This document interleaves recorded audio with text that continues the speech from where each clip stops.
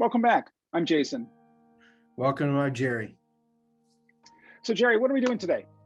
Well, today's all about zero trust principles. So these are the six principles that we talked about in chapter 2 of the book.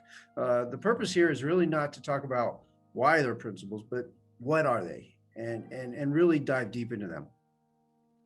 Yeah, in chapter 2, of course, we introduce them and break them up into 3 core principles and 3 extended principles. And I thought this is a pretty interesting way of us structuring them.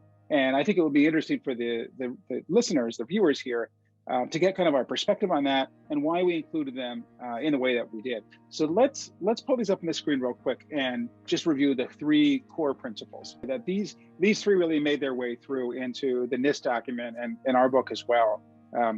So what they are ensuring that all resources are accessed securely, regardless of location. Adopt a least privilege strategy and strictly enforce access control, and inspect and log all traffic. So let's talk about the first one. And when I talk to people about this, to enterprise architects or information security professionals, to me, the wording of this is really important, and because the emphasis is on all resources in all locations, and really by implication, it's for all users. And that is really underscores something important around zero trust, which is its holistic nature. That zero trust is all about, or one big piece of it is about breaking down traditional silos between legacy or already deployed or traditional security solutions. And by saying our first tenet here is that we want to have a model and a security platform for all resources, regardless of the location or type of the resource or the user, that in itself is a pretty big shift. Yeah, I think, as I think through that, there's a lot to do with that around what type of resources. And to your point, Jason, it's all resources. And I spend a lot of time talking about, well, what if my mobile phone is a resource? The data on the mobile phone is a resource, right? So really protecting all of that is something that I spend a lot of time talking about. And it's really important to keep that in mind, that regardless of the location, regardless of the type of resource, there's got to be some level of security associated with that. And it's universal. And that's just important. The next one here. Oh, sorry, but I say the counterpoint to that, and we do talk about this toward the end of the book in chapter 19, is when you say all resources and all users in all locations, this I think sometimes makes people get a little bit hesitant about, well, wait a minute, you're telling me I have to roll this out as a big bang or do everything at once. And of course, nothing could be further from the truth. I think the mindset of, hey, this is a journey that's going to take you and your organization 12, 18, 24 months, depending on how big your organization is, depending on where you're going to go. So it's a mindset that you can still do through tactical projects. Yeah, and we talk a little bit about this in one of our later principles. But just that, providing that, if you look at, even back in chapter 18, if you think about some of it, we describe some scenarios on how to do that. And we'll obviously talk about that at a later time, but, it's not all about that big bang, let's boil the ocean conversation. It's really, let's boil a pot. Let's do one pot at a time. And that really just brings forth that really simple logic. And it's not the big, it's not the big picture all at once. Right, exactly. No, it's think big, but you can start small. Absolutely. So the second one here is adopt a least privilege strategy and strictly enforce access control. This is something that if you look back through, in my mind, when I start thinking about this is something we've been doing at some level, throughout the course of security, right? It's something that, at some level we're like, oh yeah, we're always going to do least privilege. We're always going to do least privilege. I think there's not enough that's always enforcing that at times. So what we end up doing is we're going to keep giving you more stuff. Or my favorite, I'm an identity guy, and I hear all the time, oh, let's make Bob look like Susie. And that just becomes, my mind freaks out when I hear that, but that's not the least privilege model. That's let's just give them enough. Let's give them, all the access to do all their work. And that's certainly not what this principle is all about. It's really diving deeper and say, no, you're going to get just enough access to do your job. Right. And it's predicated on the whole, let's make Bob's access look like Susie's access because they have the same role or they have some things in common. It's a shortcut toward business productivity at the expense of security and accountability and compliance and visibility. Oh, So absolutely. there's Absolutely. a lot of things you're losing in that conversation. And the other thing about zero trust is that the principle of least privilege needs to happen both at an application level and a network level. I mean, we've seen even in the recent, just some recent successful breaches where all people need, all those hackers need, is a network connection to a vulnerable resource and not not an account in that resource. And you need to be able to really restrict that to limit that attack surface. Absolutely. No, absolutely. I agree. Right. And then the last of the core ones is around inspecting and logging all traffic.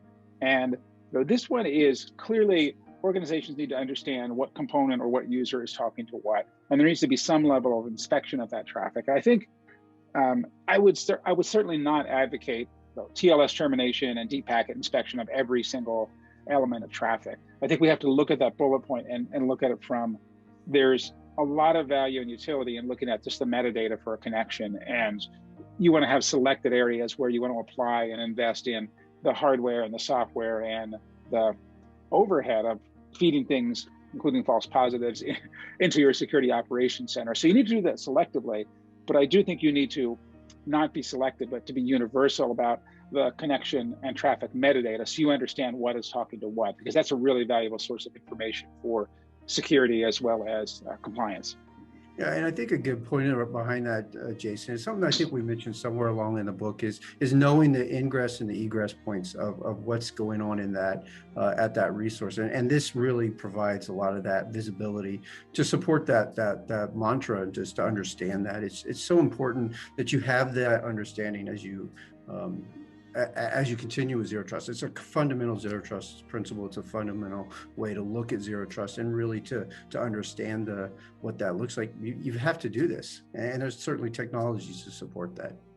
Yeah, when you were talking, something popped into my mind, which was this notion of an implicit trust zone, which we cover a little bit later in the book, I think chapter 3 or chapter 4. But that even when you're starting out, you might have some fairly big implicit trust zones where you say, okay, I'm not going to worry about the stuff that's in there. Maybe it's my production network, or maybe it's a certain subnet or something like that. And you can have those shrink over time when you have the capability and the confidence and the tools to help you do that. And you can start to look at those things at the start as black boxes, which is okay. I care a lot about what's going in and out of this zone here. And for right now, I'm not worried. It's not a priority for me to manage what's inside that zone. And over time, you'll get better and better, and that zone will shrink. No, that's you're absolutely right, and that just gives you, as we talk about our deployment models later, and highlight some of those finer points. I think you're going to see that really well. Okay, so we felt that those three were important core principles, and we took them. We leveraged some of the work that was done in the Kinderbach paper and in the NIST paper, and then we took a little bit more artistic license, or kind of recrafted things into our extended principles. We look at them. The first one is ensure that all components support APIs for event and data exchange. Second is automate actions across environments and systems driven by context and events. And then finally, deliver tactical and strategic value. So let's talk about the first one, Jerry, APIs and for event and data exchange.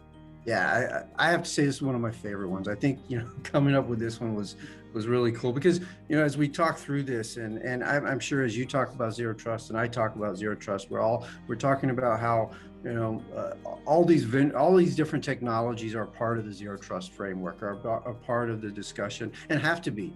But for them to really be successful, they really have to be able to talk to each other through the APIs, whether it's REST APIs, custom APIs. If you look at like SIEM tools and how they're doing data collection with syslog and other types of, and other formats, it becomes important that regardless of how that data is there, it gets shared back to, whether it's a PDP, which we're going to talk about, in a later time, and how that's communicating down to PEPs or enforcement points.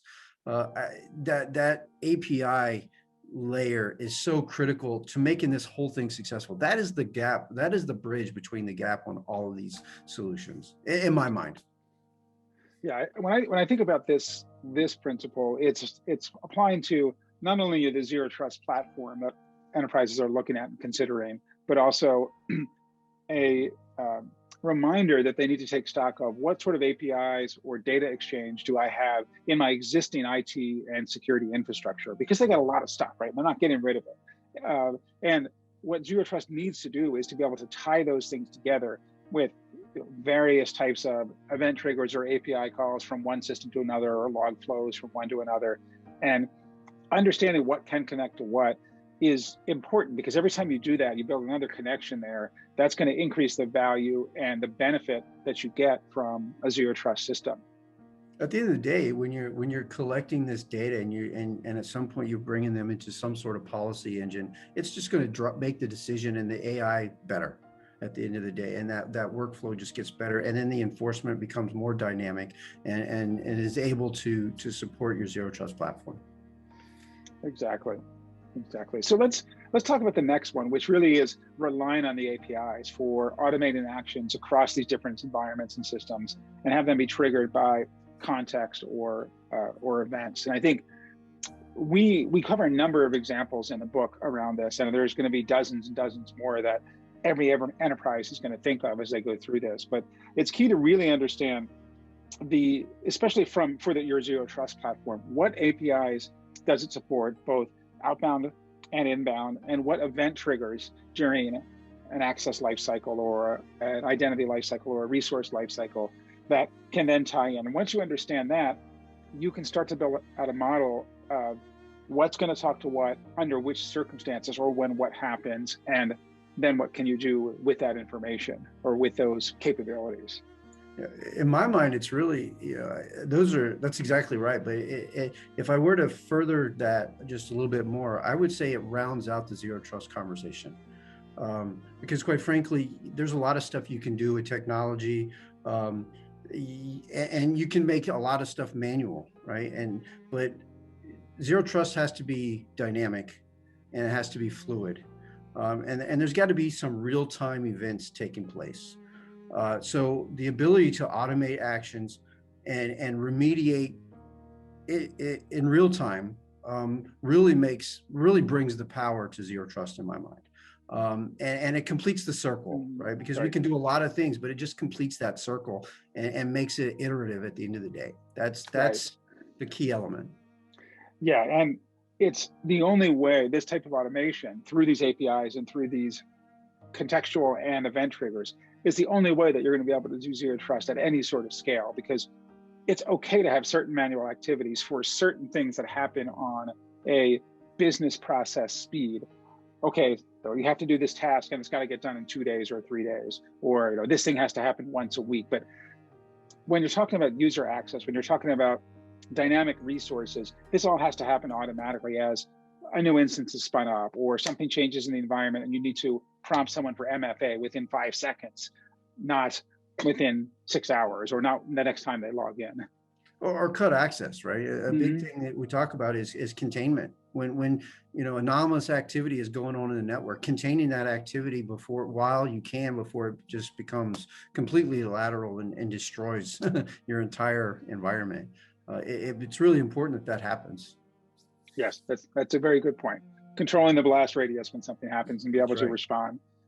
That's right. Okay, so let's talk about the last one, delivering both tactical and strategic value. And we certainly touched on this at the beginning of our conversation here. But it's, to me, it's, and we talk about this in chapter 18 as well, where we talk about strategic and tactical Zero Trust. But this is really important because we're all security professionals, and most of us are excited about and real believers in the value that Zero Trust can bring. But it's change. And in many organizations, change is hard, especially for people that are in the lines of business, or perhaps people in IT who don't want to change things because maybe they're politically invested, or maybe they're financially invested in just a certain vendor, or maybe they're just resistant to change. And delivering tactical value is one of the best things that you can do to build momentum and support for your Zero Trust project and program. Yeah, I mean, I think we do talk about this in chapter 19, I believe, or 18, one of the two. I think it was 19 now that I look back. But, really, we talked a lot about strategy, and I spend a lot of time on strategy and talking through that. But to your point, Jason, providing that tactical value, that tactical win, just to show the value of what you get and have the ability to land and expand, if you will, is so important. And so in my mind, you have to have that tactical version. And then we obviously have to have that strategic value, because you just can't be marching down the path and say, oh, I'm going to zero trust without some sort of guide or some sort of strategy to get you there. So it's certainly a combination of both, and certainly needs to be a part of the full picture, the full conversation. Exactly. And we certainly hope that more and more organizations get strategic C-level buy-in and budget to adopt zero trust and really go full bore in the zero trust journey. But even in those environments, you want to deliver value quickly and show that, hey, the platform and the architecture and the team that we've chosen is able to deliver value to the business. And that's going to just accelerate everything. Yeah, and pay attention in chapter 19, we talk about top down and bottom up. And I'm just going to leave it there. Yeah, exactly. Well, great. I think that anything you think we left out, Jerry? These are really constitutional principles that really, from the lens of zero trust, these are the things you need to be thinking about, regardless of where you are, how you're building your strategy, what tactical approach you take. This is the lens. Use this as that lens, those guiding principles to say, okay, here's how we're going to do this. And are these principles being met? That's the last thing I have, Jason. I don't know about you. Yeah, I think that definitely I would encourage folks to take a look at the NIST document and their key tenets there, and kind of align them with what the approach that we've taken. And I think that these things are very much in harmony with one another, right? We're singing the same song, slightly different notes, but they definitely blend together and work together. I think that one of the things that's a little bit perhaps implicit in ours is the whole notion of these dynamic policies. And obviously that's very much at the heart of what we talk about throughout the book. And it's certainly a requirement, and I think tied into the principles where we talk about automated actions and having them be driven by context. So I think that's another, perhaps a shade on the lens to look through this of, yes, these are dynamic policies, and this is what is going to allow me to automate and have contextual access decisions by the PDP and by the policy enforcement points. No, absolutely. No, I think that's pretty much it, Jason. I think we covered it. I think so. Well, this is great. Well, thank you for joining us here. This was a good conversation. We're looking forward to our next episode in the video series, and we'll see you soon. We're going to have a great speaker here, so make sure you tune in.